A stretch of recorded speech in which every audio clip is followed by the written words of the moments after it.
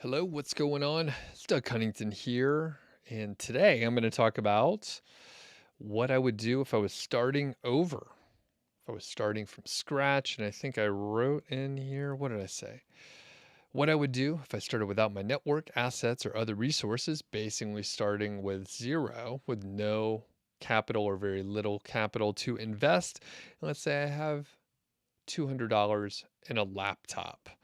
And I think I've heard this as sort of a common question on the Tim Ferriss podcast. And I've heard other people ask this sort of question. And it's kind of ineffective in some ways, but well, it's the topic that I picked because I was copying somebody else.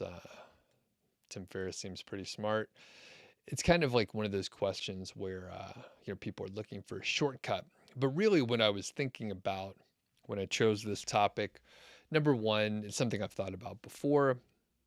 But two, I could really just tell you how I got started. And I was on a mastermind call with a friend last week. And basically, he was like, "Oh, how'd you get started? What did you do?" Because, at this point, I have two podcasts, this YouTube channel, a blog, several courses, and so on. And, I've only known this dude for like, I think a year, not maybe not even a year, but close to a year. And basically, he didn't know how I got started initially. So I went through that story. And as I was telling it, I realized, well, I would probably just do the same thing again because it generally like worked out pretty well. Now, I didn't ask this before, but let me know if you could hear me in the chat. I think that you can. I heard myself a minute ago, which is always a good sign. And let me know how the volume is. I'm using a new mic here. Oh, David's on. What's going on? Shout out to David who is keeping order in the chat with the moderation and everything. It looks like a fairly small group so far, but sometimes it takes a minute for people to hop on here. I will answer normal questions as I do. Uh, Typically, I'll hold off on those and I'll kind of batch them together. Today, it's kind of a random topic, but it's always appreciated if you ask a question related to what I'm talking about. But since this one's all over the place, I understand. And we have Get Jack is loud and clear. Perfect. That's what I want to hear from everyone. Yeah, so I'll go through that stuff. Quick shout out to Ezoic and their product Leap that helps you get green in the core web vitals area over there in the search console. It's free. Leap is free if you're monetizing with Ezoic. And I was just chatting with a couple people this past week who use Ezoic and they tested out the Leap tool. And one of them was Ron Stefanski, who I talked to. I think I published his interview like last week or the week before, something like that. Maybe it was a week before. But pretty cool interview where he's monetizing just with Ezoic and his site's worth, I can't remember. It was either $30,000 or $50,000. But anyway, we chatted a little bit about Ezoic, and I thank them for sponsoring the show. Bradbury's on. What's happening? Brian as well, and Mavid is on as well. And you have a question, so I'll hit that question right away, just to maybe encourage people to stick around and ask their own question. Mavid says, if I have a 2-month-old site and the blog post gets a sale 1 month in with, hold on, what the fuck does this say? All right, if I have a 2-month-old site and a blog post gets a sale 1 month within writing, it does that guarantee that it will do well in 6 months? No, it doesn't.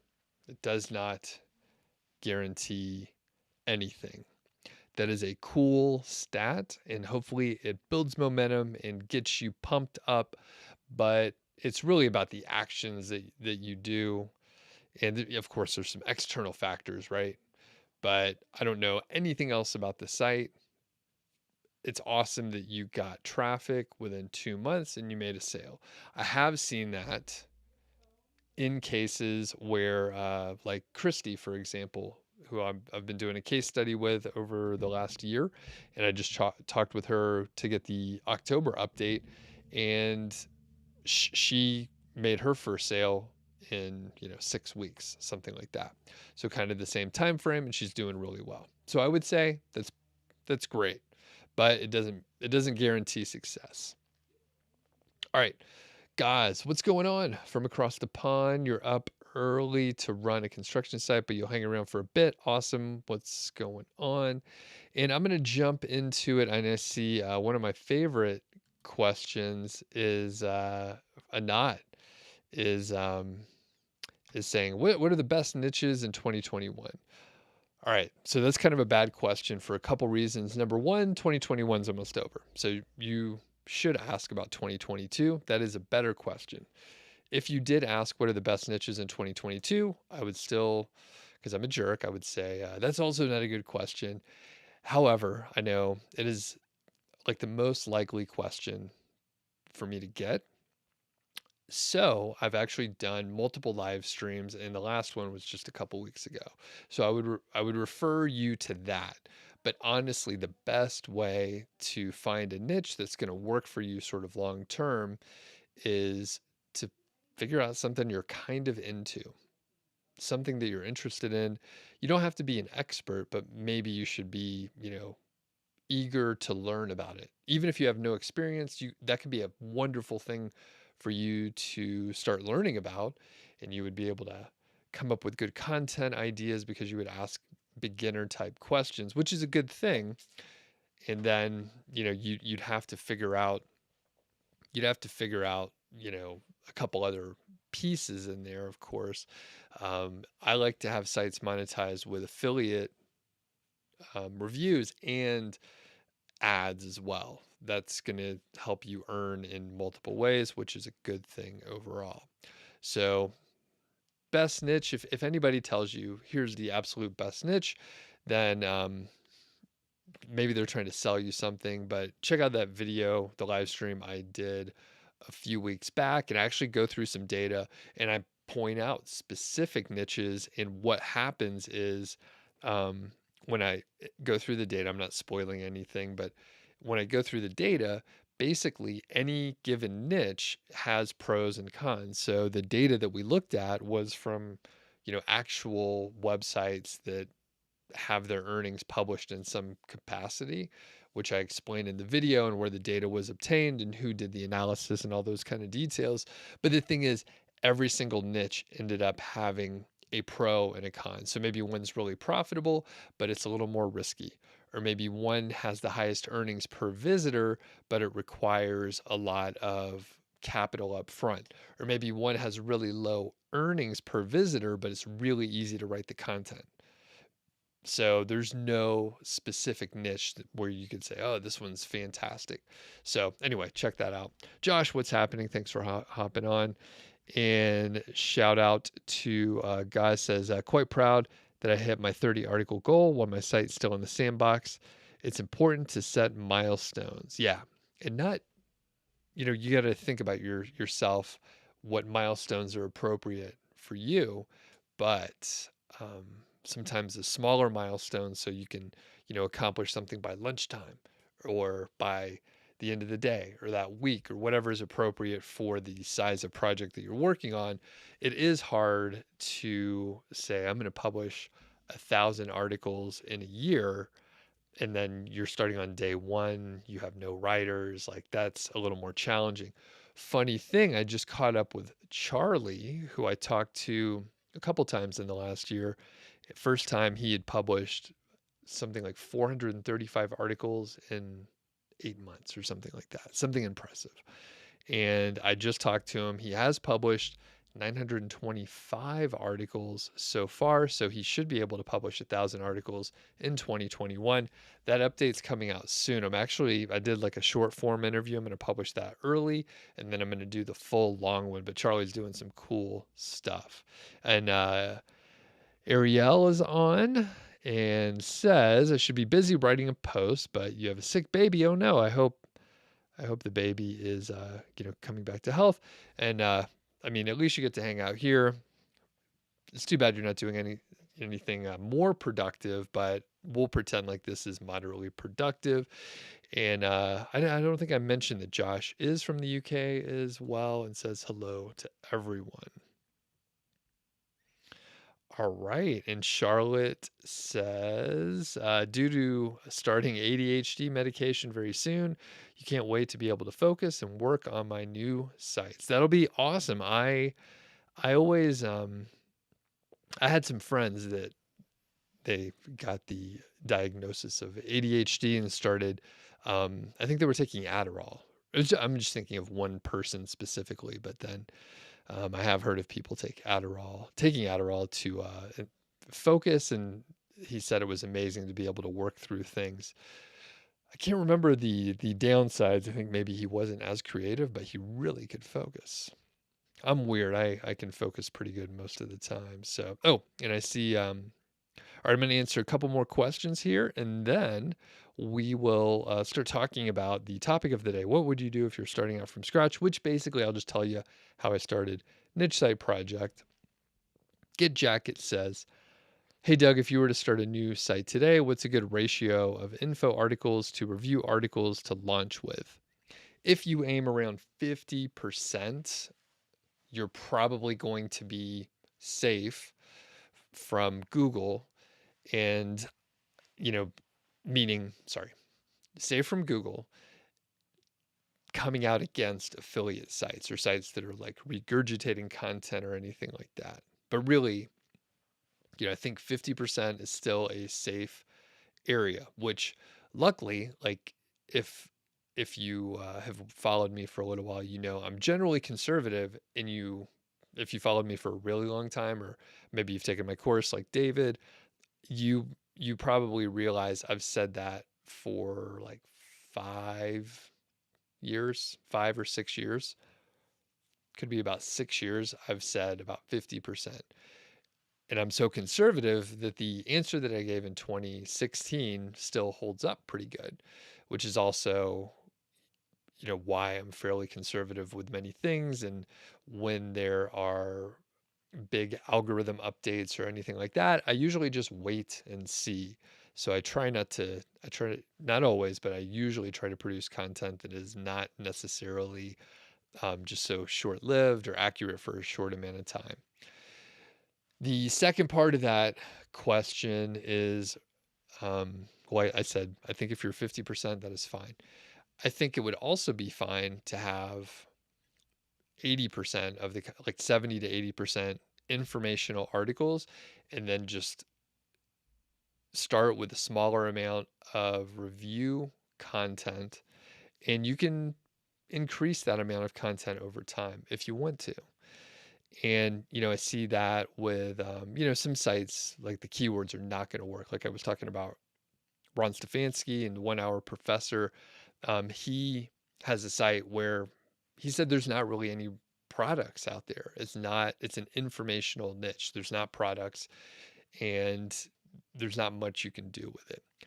But sometimes, like I was chatting with someone else, another one of the success stories that I'm going to publish soon, and they are in a niche where they could put products on their site, but they still are really only focusing on informational content. And, their argument is, I don't want to have a site that may get in trouble from Google because they don't like affiliate content. Well, if you have, 90% of your content as informational and you just have 10% that's affiliate, I think you're probably in a safe range. The whole point being, if you want to put more informational content, that is probably just fine. All right, I'm going to start talking about the topic of the day. So if you asked a question in the last few minutes, I am going to come back to it. So I see Fazil and Charlotte, Gaz mentioned a couple things, and Brian as well. So I am going to come back to those in a few minutes here. All right. So if I was starting off without knowing anyone, and I'm a brand new blogger, I don't have any of the platform, no blog, no YouTube, no podcast or anything like that, I would pretty much do the same thing that I did back in 2013. So I discovered this world of internet marketing and SEO, and I knew nothing. I didn't know anything about keyword research or anything. And I actually found Pat Flynn first over at Smart Passive Income. And then he was creating a sort of community, and he called it the Niche Site Duel 2.0, which kind of ended up just being, I think it fizzled out. I don't think it turned out to be what he thought it was going to be. Purely speculating. I have no clue. Maybe it was exactly what he thought it was going to be. But I have a feeling he thought it was going to be a little bit different. And he sort of shifted. I think that's when he launched his food trucker site, which I believe he ended up selling. But that is actually a great case study. He pivoted it to do what he needed to do. But I think he created a food truck podcast, created a course, even though he didn't know anything specifically about food trucks or running them other than just studying and interviewing, which I think is a fine way to learn and get information. And sometimes people that are experts, maybe a chef who runs a food truck, might not be the right person to put together a course. So I joined this community for the Niche Site Duel 2.0. Out of that group, I actually started a mastermind group. So one of the things I did right away was find out who would be in a mastermind group with me, and we met for a few weeks. It turned out I was the only one who was like really serious about it. A lot of people were fairly casual, but it was a good learning experience, and I learned from the people in the group. Um, and then I kept going with it. I'm technically still going with all the stuff out of there. And after that, I found niche pursuits, and I also started studying what Spencer was doing for his niche site project, whereas that's exactly where I got the name. So he launched an Amazon affiliate site, and that is the first thing that stuck for me. And that's why I've just sort of continued to iterate on that business model and, adapt with the times. Things were much different in 2013. So I started a site following along with what Spencer Hawes was doing at Niche Pursuits, and I was following along with his success stories. So that's one of the reasons that I have success stories on this channel, on the podcast. That's what inspired me. And I know for a fact from you out there watching that you like those too. You want to be inspired, and you like to see people from, your neck of the woods, wherever you may be across the world, or, people that are like you in general. Like it's nice because you could identify with it. Maybe it's, like I said, people in your sort of same geography or section of the world, or maybe it's profession. So I know I saw one guy was a trucker, right? Matt Allen over at Dumb Passive Income, or there was, the mom who was raising her kids, and she had some time, like you're mentioning, Ariel. You have a few minutes here and there. You can blog, but you want to, be at home and have that flexibility. So it's great to see those stories. And then there was another that I really identified with, and that was a project manager, which I had a project management job. So I was like, oh shit, if that guy is making $1,000 a month and he's just doing it on the side, like I should be able to do it also. So I was seeing all these different examples. I was following along with Spencer's niche site project case study, implementing, buying the tools that he was recommending, and I was starting to comment on his blog as well, which blog comments were far more active back in those days in 2013. I think some of that conversation has moved over to social media in some capacity, or Facebook groups maybe. I don't even know. I don't read the comments or go to Facebook groups, so I'm not even sure where that conversation's happening. Maybe it's in forums. I got no clue. All right. So as I was following along, I was starting to get some success, and then I wanted to essentially follow in the footsteps of the people I saw in the success stories. I thought it would be amazing if I ended up in in the blog. Like it would be so cool. Similar to these people, or if, that guy can do it or that woman could do it. If they could do it, then I should be able to. There's no reason I can't. So fast forward a few months, I hit, $20 a month, and then 100, and then 500, and then it ramped up. Well, I think around the time that I hit 500, I emailed Spencer because I knew he wanted to feature case studies and people that were implementing what he was doing.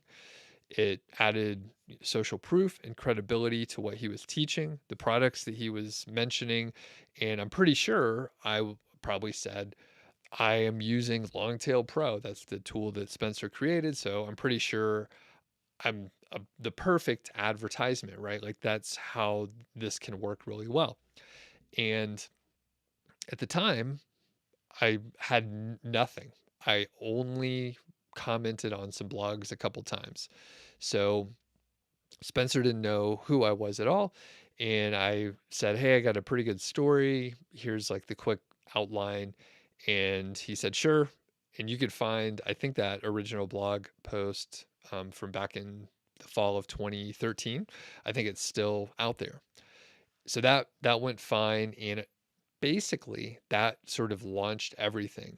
I was commenting out there, and I think you can kind of do the same thing in Facebook groups where you can get a little bit of a following. So instead of commenting, you're just helping people out in Facebook groups. So I think that's totally fine.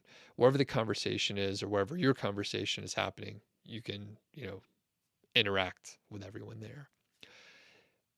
I'm pretty sure that when I was accepted by Spencer to provide not a case study, but a success story, um, I thought, you know what, I'm going to start a blog and I am going to sell something. I am not sure how it's going to look, but I want to, again, follow in the footsteps. So I thought, well, if I can be a success story, then there's no reason that I can't have my own blog and all that stuff.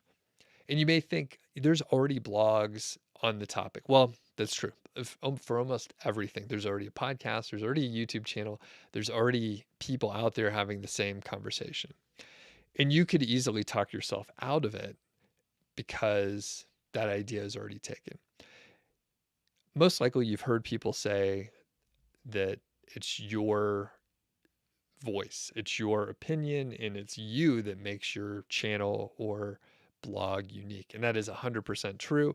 It sounds sort of silly, and you have to figure out like your own voice, whether it's on a blog or a podcast or YouTube. You have to figure out how to be yourself or have, the right, persona. I was going to say, I think even if people are very real with their platform, it is, if you're kind of quiet, like I'm relatively quiet, if I am doing a live stream where I'm basically doing a monologue and answering some questions, well, I have to have a little bit more energy. Otherwise, it just kind of falls apart. And I do see there's a lot of people in the chat, which is fantastic. I appreciate everyone who is on here, and I will come back to answer questions once I finish this said monologue. If you have a chance in the meantime, hit that thumbs up. They say it helps, who knows if it actually does. So I decided if I was going to be featured that I was also going to launch a blog, and I'm pretty sure I put a link in there or some sort of email list sign up just, to take advantage of it right away. And that was basically how I got started. Now, the other thing that I did sort of in parallel, because again, I didn't really know anyone, I knew the other people that were featured in the success stories. Not everyone had a blog, but I want to say like 70% had a blog. That could be, 25%, but there were 10 people that I saw they had a blog, something that they were working on online, and I contacted all of them to see if they wanted to guest post on nichesiteproject.com because I didn't have enough time to write articles to fill out the site. So I think I had like 2 articles, and then I had some other people guest post, which, right, they're getting a link back from my site and they're able to guest post, which even back then, people wanted to guest post and get out there and network and all that stuff. So it was a way for me to network in a way that helped us both. They got a link, I had content. So when I launched the blog, there was more than like 3 articles. There were maybe like 10. And then I essentially, kept blogging. I tried to do the weekly stuff, and over a little bit more, probably about a month or two, my site was really growing fast. Now, these were back in the old days in 2013, so it was a little bit different, but the site was growing really fast, and I, checked in with Spencer and was able to land a podcast guest spot to share my success story because the site made like $6,200. The sad part is right after that, the site was penalized, like many of our sites were penalized in 2013 and 14 because everyone was using private blog networks. So it was literally like going through the case study. And even if you go back to Smart Passive Income and you go back to the Wayback Machine, you'll see Pat Flynn citing link pyramids, link wheels, and doing all sorts of sort of gray hat link building activities, which were widely accepted by basically everyone. And if you go back and look at, yeah, I mean, if you go back and look at the affiliate marketers from 2010 to 2013, they were doing crazy stuff to rank quickly and earning lots of money. And some of the people went on to do pretty amazing things, which is a little bit amusing. Okay, so that was just launching the blog, and I started making some rounds just because people knew me then, and they knew that I was on Spencer's blog, which was, I don't know the download numbers nowadays, or well, even then, but it's one of the prominent blogs that's been around for a long time, and Spencer was on Pat Flynn's Smart Passive Income podcast in that time frame. I mean, that's how I found niche pursuits in general. And basically that helped grow Spencer's podcast because people would hear him on Smart Passive Income, hop over and listen to his stuff. So the point being, Spencer really helped launch me in the beginning, but the other part is I kept showing up every week and interacting in blogs, in the comments, like I said, and reading other people's blogs and interacting. And really, I mean, I was part of the community and started to build a network. Let me get over to the questions here. Actually, let's take a quick break. I'll let my voice rest. We're going to hear from a sponsor right quick, and then I'm going to answer all the questions that we're lining up. And I appreciate everyone being patient and all the folks hopping on. That is wrong. That is not what I meant to show there. Let's try again. This is live. I'm my own producer here. This live stream is brought to you in part by ODYS. That's ODYS. And they're a marketplace that you can get age domains with strong backlinks. And we're going to take a look at a specific domain that's available today. This site is called hippenings.com, and it was dedicated to celebrations. So we're talking like gifts and party favors and decoration tips for various events like weddings and birthdays and maybe births and probably retirements and other things like that. And it was created in 2014, so it's about 7 years old, and the domain rating is 9. The domain authority is 26, and you obviously could turn this into a gift type site. There are a handful of backlinks, and one thing I do like to do is hop over to Ahrefs and we can see the details here. So there are 63 referring domains and 56 of them are do follow, which are the important ones.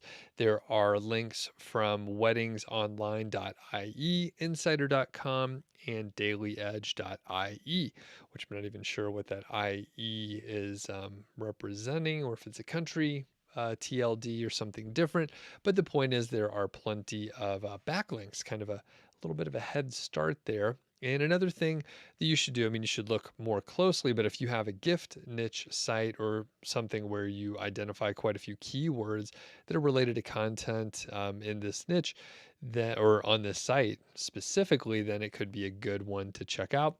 You also should probably take a look over at the Wayback Machine, which is something I like to do as well. It's kind of fun to reminisce what websites looked like back in July of 2018, specifically this one.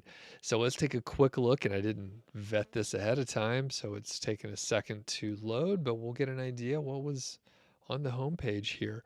So it does look like there's some stock photography, and well, sometimes the formatting gets a little goofed up when you look on the web archive, but you get an idea that they liked neon colors, and well, it looks like they also enjoyed all caps. So there's some things you could change, of course, but you can see there's some decent branding and styling along with this site. So if you are interested, you could check the affiliate link in the description, check out this specific domain if you're interested, but there are many, many others. In fact, there's a great mechanism to filter and find things in your niche. So you can browse around, and if you join using my affiliate link, you can get $100 into your account, which is was a win-win for you and for me. So thanks to ODYS, that's ODYS.global.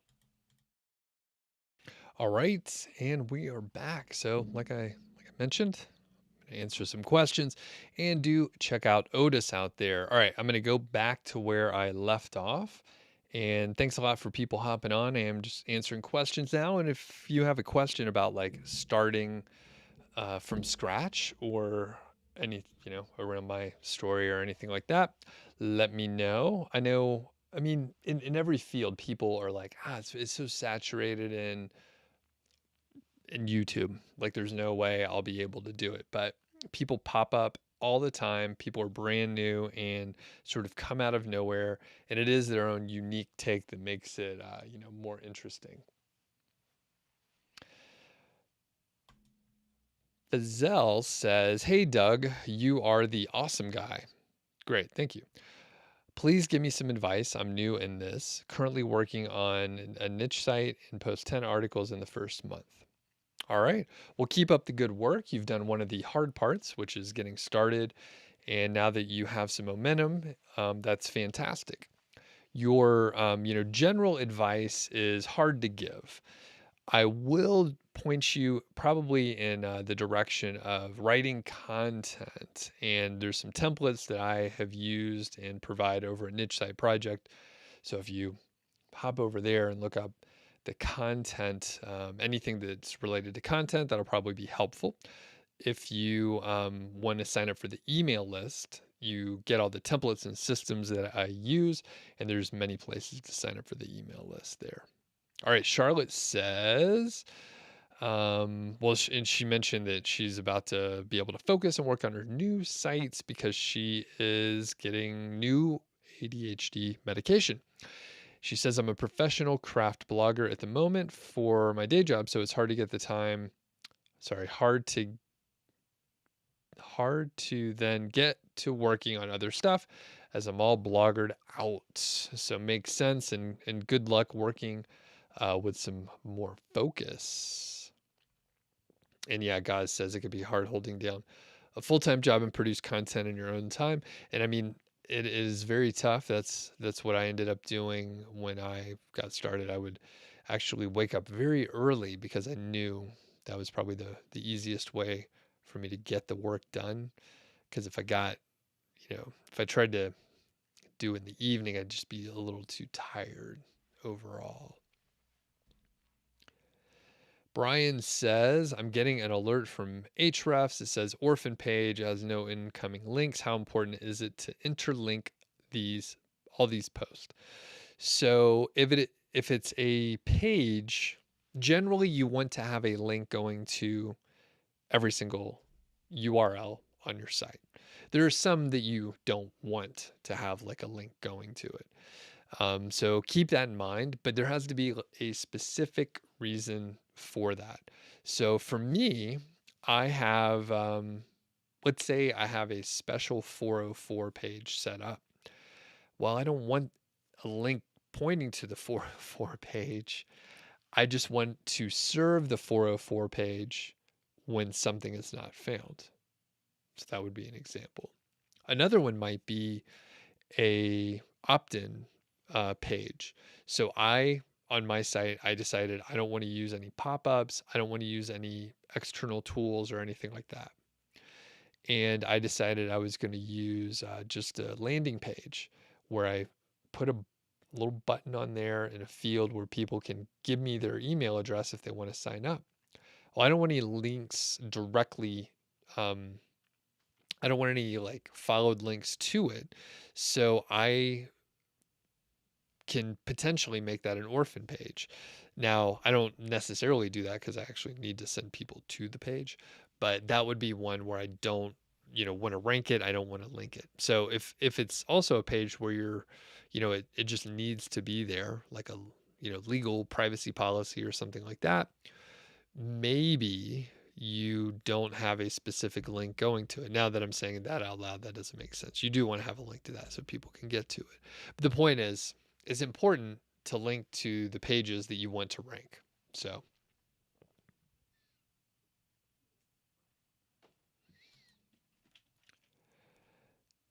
okay. And Fazil is giving more information. But yeah, my advice stands. So, you know, check out content you need to publish, more. If you want, the best way to ask questions is to ask something specific.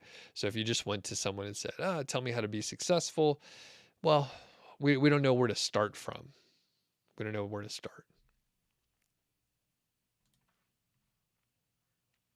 And Get Jacket says, do you run ads on the info articles? Yes.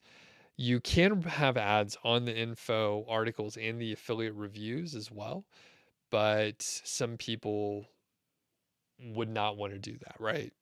If the goal on the page is to have people click on your affiliate link to make a purchase, then that's the goal on the page, and some people don't want there to be any distractions. The best way to figure it out is to test it, though. There's always some variables that make it a little complicated, but generally, yeah, the only way to know is to test it. Sorry, folks, trying to fix the camera there. Laughing Hyena says, do you think there's scope left for broad content sites? For instance, if I want to create a site related to consumer electronics with reviews and news, do you think it's going to work? Yeah, there's room for that stuff. Like I mentioned before, everything has been done a little bit. You actually probably don't want to work on something where it's not been worked on at all, because it's just an education process and there's not much of a proven path to follow. Now, a broad content site with reviews and news and consumer electronics, that could be pretty competitive. So if you're just getting started, I would encourage you to, you can still focus on the broad topic area, but I would encourage you to focus in pretty tight early on so that you can get some traction in a smaller area. The thing is, if you wanted to create a site to be in competition with the Wirecutter, I'm pretty sure in a few years there will be another site competing with the Wirecutter as well, and it will have started from nothing.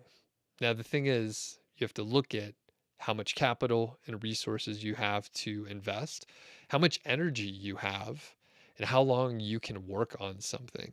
So we're not talking, hey, what can I do to earn the most money in 6 months, or how can I maximize profits in a year? You have to be thinking like 3-5 years out. So if you are new to this, I would probably start smaller, because you don't know which portion you like. Maybe you start a site and you realize you hate it. There's pretty much no way that you're going to work on it for 5 years and put in hundreds of thousands of dollars to compete with a giant site. I'm not saying that's what you're trying to do, but if you're thinking, hey, I want to have a broad top 10 review type site, that's pretty competitive. So you have to make sure, I mean, you could do it. People, you can do things, right? You can have a big site that competes with the biggest in the world. But you have to make sure that you have the drive and the energy to like follow through. Especially, the bigger you set your sites, most likely, the longer you're going to have to work without positive feedback. Like someone mentioned earlier, they made their first sale on their site that's 2 months old. That's awesome. That's great. You're building very good momentum, and it's good to get positive feedback early on to keep you motivated. But if you're thinking I'm going to do this huge project where I won't know if it's kind of successful for 18 months, then that's pretty tough. Okay, this is really long answer, short question. That's what I do. Oh, Thane's on. What's going on? Talking about the conspiracy theory and people that are emotionally attached to things as as being niches where people potentially will buy stuff. You can sell on fear in many of those cases. Mayvad ask about Amazon links, having them no follow or put sponsored. I wouldn't put sponsored. You can if you want. Um, I have content coming out about this soon. I know my friend Matt Allen over at Dumb Passive Income in Amalinks Pro says that he thinks you shouldn't put sponsored on there because it violates the terms of service. I don't agree with Matt on that. And I think you can put sponsored on your links if you want to. You could put no follow on your links if you want to. I actually don't do either of those. I've never actually put no follow links for my affiliate links because Google knows that they're affiliate links. So, and everything seems fine. I literally never have done that. Josh says, I have a site, it's 2 months old, there's 30 articles. How should I begin my outreach strategy? Where's the immediate low hanging fruit? Any suggestions? Great question, Josh. The immediate low hanging fruit, that'll be a little bit tough. But what I recommend is networking within your niche. I will point you towards I think it's the overall case study with Christy.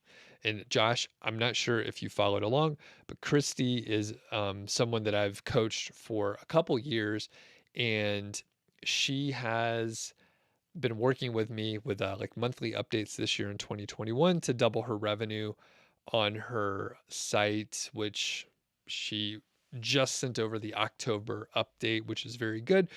Um, she's making about $6,300 per month over the last 7 or 8 months or so. So basically, she either has a post written specifically about her outreach or she's covered it in one of her updates. I think there may be an article specifically about her outreach, or it could be a video. All this stuff runs together, I'll be honest with you. Networking within your niche is the best thing to do. You may not get links early on, but if you're starting to build those relationships, they will pay off in the future. She has been able to like build relationships with brands and companies to the point where she was just telling me that they knew who she was because of all the network that she was doing over the couple years, starting in like month 3 or 4. Like that's why I'm mentioning it. So it may not be anything now, but in a couple years it could be something. So she's actually writing some copy for some of the big brands. They've linked to her site. I mean, this is a prominent company in the niche she's in. So that is what can happen. And then if you think back, Josh, because I know you were on here at the beginning with what I was talking about with my networking, right? So I followed along with the case study. I became a success story. And then I reached out to everyone who was a success story as well. I didn't ask for anything. I just did nice things and introduced myself, and I actually had them guest post on my site. So over the years, I've like built these good relationships, occasionally meeting someone in person. And at this point, I can, email those people. I can Skype them. Some people I have their phone number and I can shoot them a text and ask them questions. So the point is, if you start networking now, it'll pay off later. Will that help you get links in the short term? It might, a little bit. But if you don't ask for anything, especially up front, I mean, that is a much better route for a long-term relationship. Fantasy Cloud says, I came across a website that has the same kind of keyword in the article 11 times, even though it was 1,500 to 2,000 words. They didn't use semantic um, thing. So I think you mean LSI. So they just used the keyword a bunch. Should I also do this? No, you shouldn't do that. And I see many people in the chat, thank you, did answer back and you said, don't do that. Don't keyword stuff. Fantasy Cloud also says, let's say a search question has 5 different meanings, but this person only has one answer to it in the snippet. So he's winning. So if I wrote at the top a bullet point saying 5 quickly, would it work? So this is a great question and a great idea. The answer is, I have no idea. The more helpful answer is, it's a great thing to test, and the only way to know is to try it out. So Fantasy Cloud, we all need you to do the thing that you just mentioned and report back. I do these live streams every week. Holidays are coming up. I may not do them on the same time, the same place, but I'm generally moving to these Tuesdays in the afternoon. It's a pretty decent time of day. I'm looking at the clock. It's beer 30. I should have brought one down here, but that's okay. So the answer is, it's a great idea. Give it a shot. No one knows if it'll work. It would vary for every single keyword and different page. And, Google's testing things all the time. All right.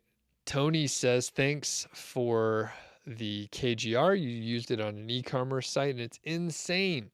Tony, I would love, just shoot me an email. It doesn't have to be long. I'm curious of any results. If you're still on here, good to see you on live. And it doesn't have to, I'm just curious for my own information. I was on a podcast yesterday. I was interviewed. I don't think the episode's coming out for like 3 months or something nuts, but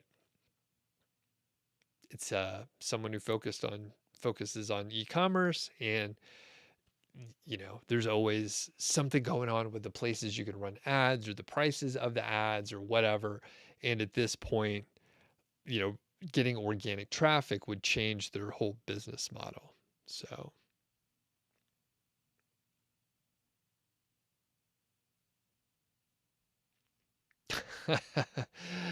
all right. I love this. Fantasy Cloud says, KGR actually works? ? I heard it didn't work because it doesn't look into search intent. I love it. Yeah, there's some people that shit on the KGR, and it's okay. Some people use it, some people don't like it. I don't need everyone to like it, but Fantasy Cloud, I would encourage you to do your own testing. There's a lot of people that talk about stuff and they don't know what the fuck they're talking about at all. Oh, Gaz says, genuine question. Guys, you're good. Yeah, I think that's a you always have good questions and comments. So the question is, do you think you stumbled? You stumbled or accidentally had early success, and that spurred you on to perfect your craft. So I don't know. I definitely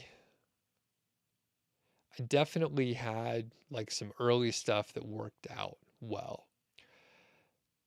I think I probably got lucky with timing, right?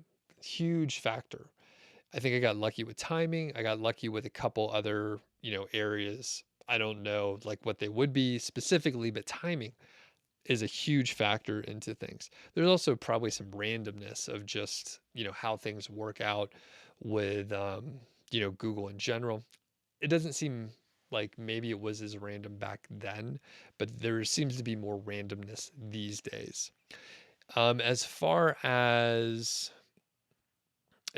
like stumbled or accidentally had early success, yeah, so I got lucky in a few ways. The other thing is I actually, because of my background in background in engineering and background in consulting and project management, I think I was very good at iterating. So I would try something and fail. So half the answers I give are I'm not sure, try it and see what happens. So I tried stuff. Most things did not work, but I kept iterating over and over again. And sometimes, like, I would, the thing that worked that I had to change was the link building strategy, right? So I mentioned private blog networks. We're using Web 2.0, just crappy blogs. I mean, you still see that kind of spam today, but I don't know why people are doing it these days. But essentially, like, some technique worked for a while and then it stopped working. Now I tried it a couple more times and failed on those. So I think, guys, what I'm saying is I definitely got lucky with timing. However, I also took a lot of action and then like iterated. So some people wait and wait and they spend, months researching. I spent like a couple weeks, learning about things that I could do. And then I like started buying domains and buying websites and testing. I didn't skip around too much. Tried to start a AdSense site initially, didn't really work out. And then later I started the Amazon affiliate site. And then once that worked, I stuck with that and sort of perfected what I was trying to do, like you said. I see Tony mentions that you have to analyze the search intent yourself, responding back to Fantasy Cloud. However, you can use the KGR and find low competition areas, and it's pretty cool. Laughing Hyena says, how do I rate Morton's course? Do I think it's valuable for beginners? So one thing, I'm an affiliate, so I get a commission if you sign up using my link, which I don't even think I have a link on this video. Morton's great. He's a super nice guy. They have a fantastic community. I haven't gone fully through the course. What I have gone through seems very high quality. Morton's a smart guy. Again, the community is fantastic. So do I think it's valuable for beginners? I think so. Most courses do have a money back guarantee. I'm pretty sure if you read, Morton's information there, he mentions it, whatever his policy is. So, generally I tell people, sign up, give it a shot. Don't go into debt to buy it, but, check it out. And if it works for you, you like his teaching style, then you'll probably enjoy the video. And so I was going to say, if you like Morton's videos, you will probably enjoy his course. Okay. Zulkernon has a pretty legit question here. All right. What do I recommend for a newbie who has a family to feed and you don't have a job? Blogging, YouTube, selling on eBay, print on demand, building WordPress websites. I'm curious, what do people think out there? I have my answer. Think about what you would suggest. You should, if those are my only options, I'll give you others, but of the options you mentioned, the thing you should do is building WordPress websites because that's a service. Blogging and YouTube, you're going to be working for a long time before you'll earn anything. Selling on eBay, depending on what you're selling, like, if you're selling stuff and shipping it out, that could be a viable route. Print on demand, I don't know as much about. I have a couple friends that are doing some stuff with print on demand, but generally, I think that print on demand has the same sort of delay as blogging or YouTube or anything else like that. So I would say do a service and learn a skill and do a service because then you could be paid immediately. So building WordPress websites, being a social media manager, putting together YouTube thumbnails, learning how to use Canva and then do thumbnails. You can put together graphics for social media. So you can provide a service that has like a clear value that people want to buy, and then you're in great shape. All right. And I am slowly making my way through the chat here. So I'm catching up. Click Rebel says, when outsourcing content, what budget would you start an affiliate and display site for within 2021? What budget? Okay, so I think the right way to look at it is to determine how much money you have to spend, because the flaw in the question is, what budget would you start with an affiliate site? Basically, as much as you could afford, right? The more you publish, the more chances you have to rank, more keywords you could target. So absolutely, as much as you want to put into it. There's no top end, right? There's no top end for what you can do. So it's a range. Whatever you can afford is what I would say. And you could clarify if I'm missing the point, but yeah, I mean, you could do a minimum, $20 a month, right? You could publish one article per month. Um, and the great part, if you write yourself, then it costs your time, which is extremely valuable, but it's not a dollar amount.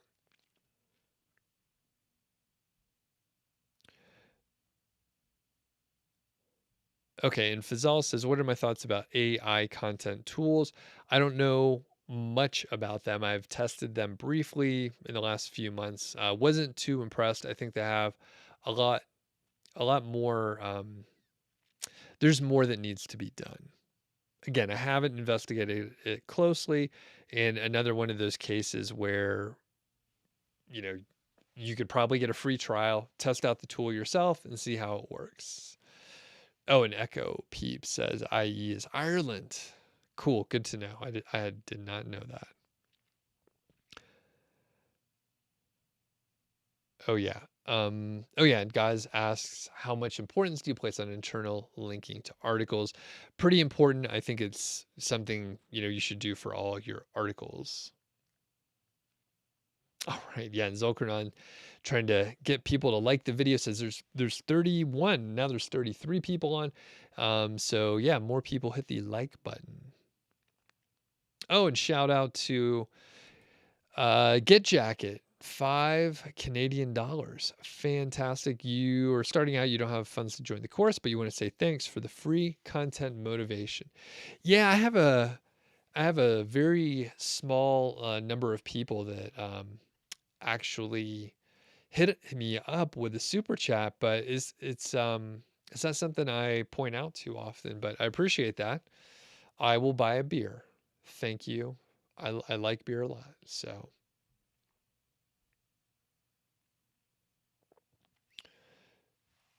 yeah, so another question around, AI writing tools and, a couple things. I am going to need to test these out. I gotta say, I get multiple questions each week. Um, Here's the funny thing, at least to me. Sorry about the little spring. So technically, I can do reviews on the tools and then be an affiliate and send people over. I can review each one of the tools and do a little demo and all that stuff. And actually earned like pretty good money with it. And I'm lazy enough, I guess, where I don't even want to do those videos because I'd have to go study them and I'd have to sign up and check them out and go through and make these comparisons. And if I did that, then I would feel a little bit compelled to say, yeah, this is the best one. You could actually get some content out of it. I'm not, and then, I mean, there are companies that are going to hopefully grow, so I can't shit on them too much. And hopefully they'll get their stuff right, and maybe I can, um, actually promote them. And I'm talking out of my ass. I mean, I have not checked them out in the last several months. But when I tested them before, it was no better than like the article spinners. So I would say, again, HM, test it out. If you think one of the tools looks like it can work for you, sign up for the free trial or whatever, test it out, see if it actually works. I got back some kind of garbage when I tried it.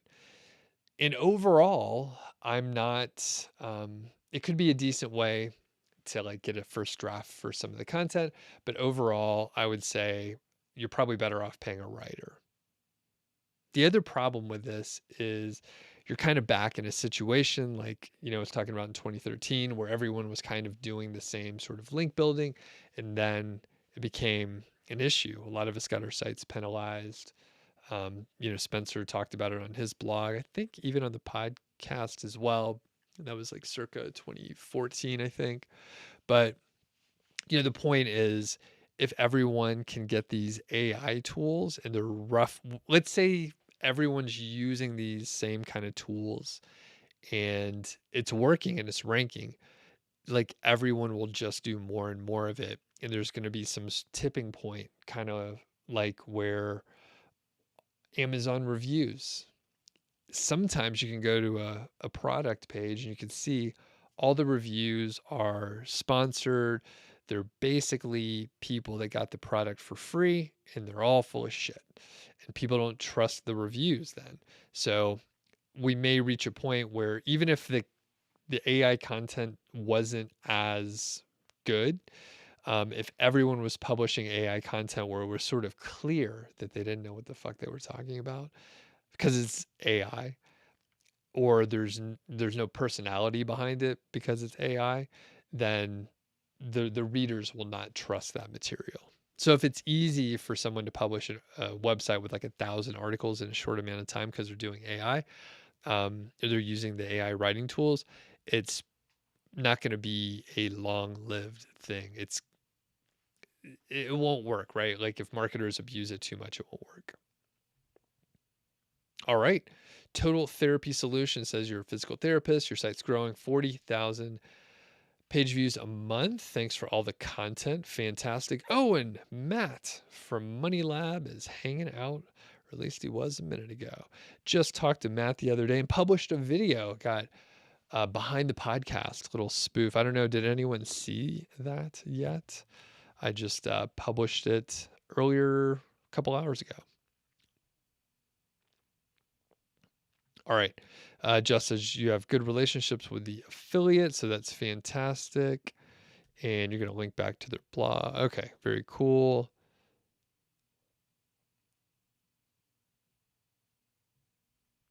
All right. Laughing Hyena says, what course for beginners? Well, I recommend my course. Funny enough, you can't enroll right now because I have lunch periods. And if you are interested, Laughing Hyena, shoot me an email. You can find my email out there. Oh, sweet. And Tony shot over some beer money as well. Fantastic. Riza is on here. What's up? Okay. And Gaz says Jarvis seems to be the best at the moment. You have it and you produce some good content. It's not perfect. You have to change the settings and you have to proofread it. And Matt says, again, because I finally caught up in the chat. Matt, have you used any of the AI tools? What do you think of them? Have you used Jarvis? That's the one everyone seems to really enjoy.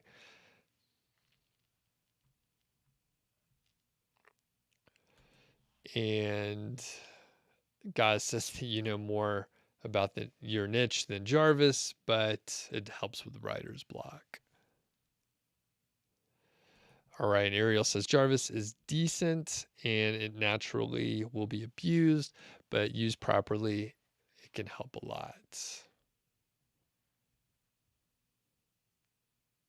And Zachariah says, leave reply for this. Okay. I don't know what that means. But okay. Very cool.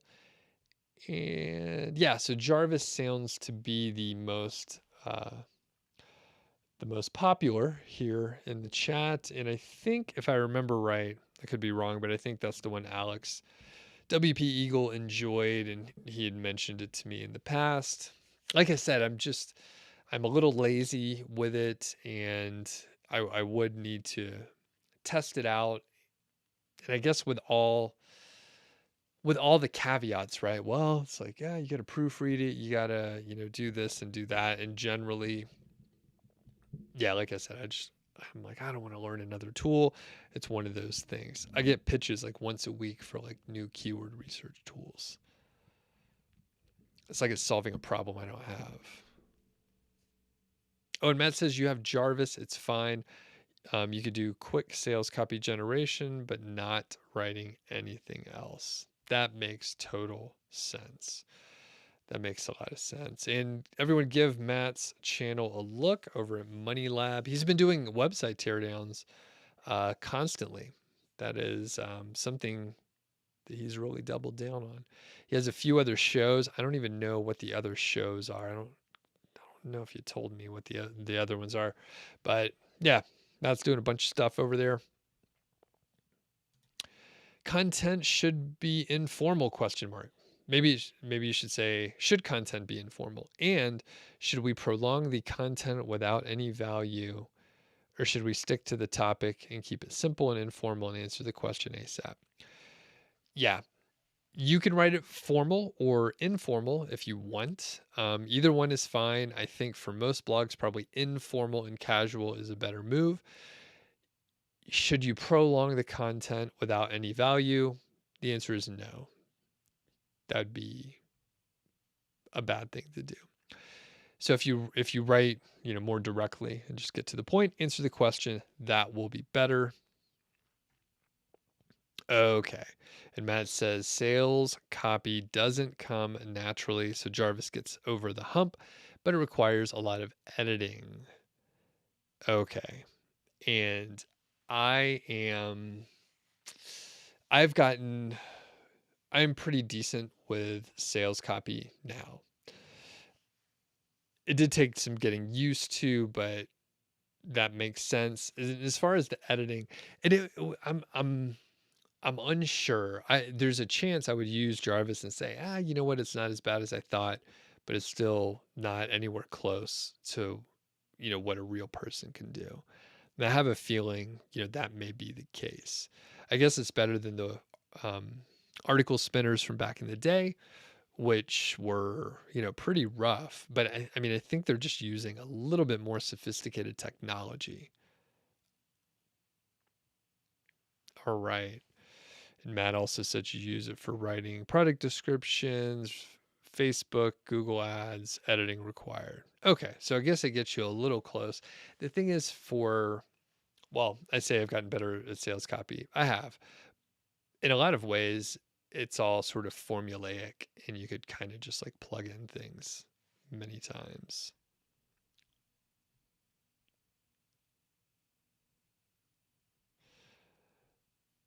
All right, and Zacharias says, I meant leave replay of this video. Yeah, every live stream is replayed, or it's available. It's available. It goes automatically to the channel. Oh yeah, and Zachariah says, who's tried Hyperwriter? It's free. It produced decent content. It seems fine. There are plenty of free writing tools, but are you getting results? Are people landing on your site?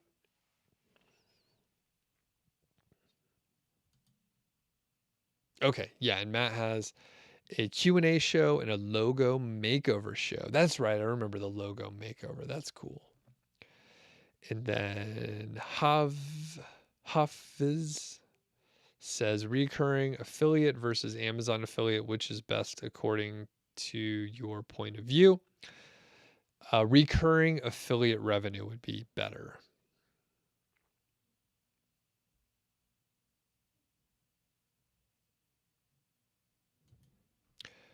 Zacharias says, do you ever get burned out writing in a niche that's not interesting? Yes. And abandon that site and start a brand new one to pick something that interests you.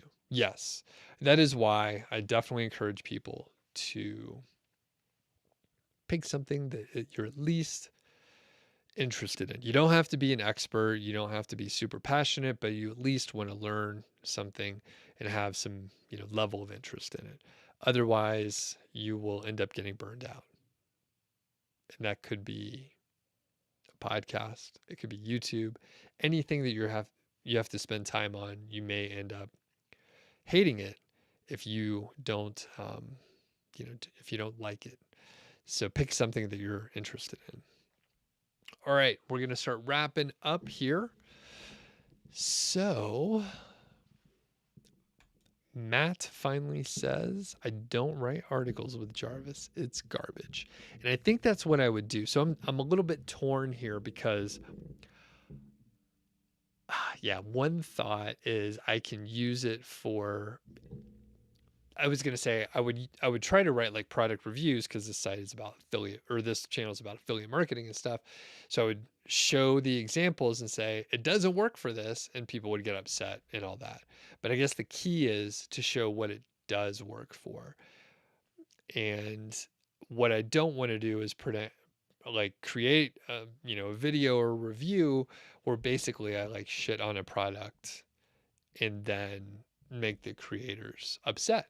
Because again, they may iterate. Hopefully, they do iterate and they end up with something great that I'll love.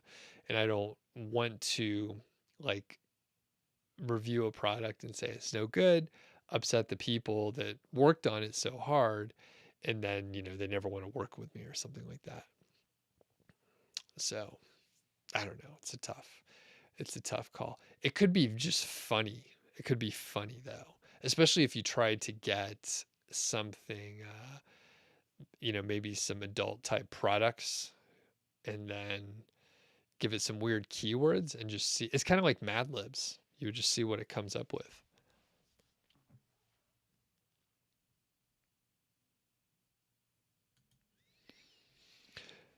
Zoico says, if I'm going to cover best coffee maker on my website, do I need to add more words than my competitor? Not necessarily. What approach is best practice when covering these big topics?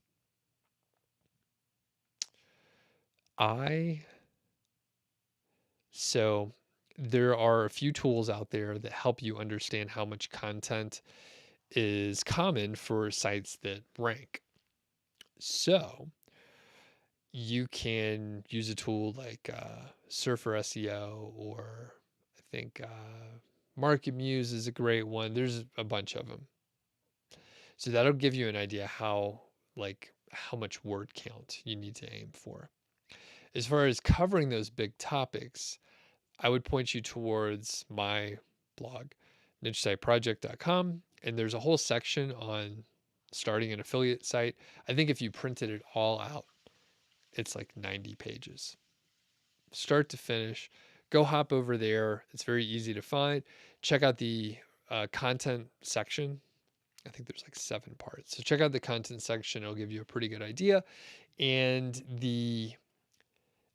I don't know if, I assume this was just a sort of generic example, but the point is you're going after a very competitive, big topic like best coffee maker or best DSLR camera or something like that. So something profitable and something very broad and very competitive. And my sort of general advice is that you should probably, if you're a beginner, not go after a term like that, because it's going to be a long time before you're going to rank for it. So if you are unsure on what to do, you should probably start with something easier and check out the keyword golden ratio or other long tail keyword research methods.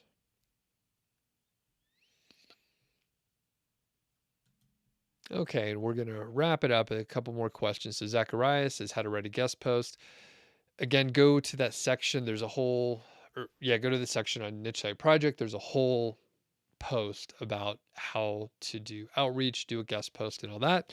And then there are multiple sections or other posts that cover that topic as well. and I have probably 10 videos on guest posting. Faz says, how can we find the best recurring affiliate programs? Generally, what I would recommend is probably to start exploring software products. Those are typically going to be the ones that have reoccurring revenue. Probably things that are subscription based. So I would look for software products that are subscription based, and that'll give you a pretty good idea for recurring affiliate income. If the software company doesn't earn on an annual basis, then you will not be paid on an annual basis. The other potential is maybe some subscription box programs where, there's one for everything, right? You can get like beer. Sometimes there's little gift boxes and that sort of thing. But look for programs where the company earns every year. Those are the ones where you can earn every year. Not every single one, but that is the starting point.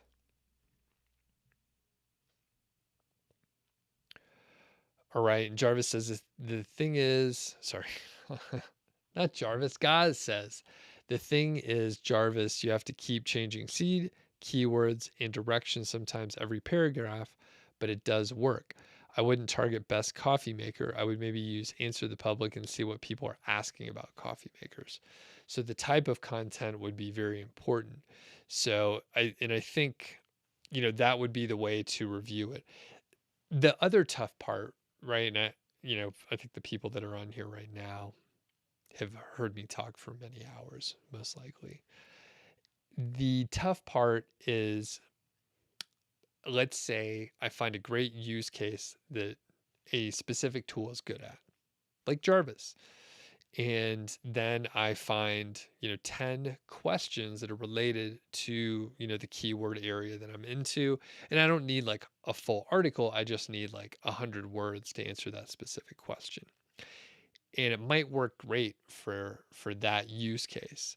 And I can demonstrate that and show multiple examples where it's worked out great, and then promote the product. And that potentially could be fine, right? Because I showed a use case where it worked well. And I could potentially omit use cases where it doesn't work very well at all. Is that sort of like just pushing that product so I can earn an affiliate commission? Well, I think it's probably okay because I have shared the use case that works for me, but it is hard to say.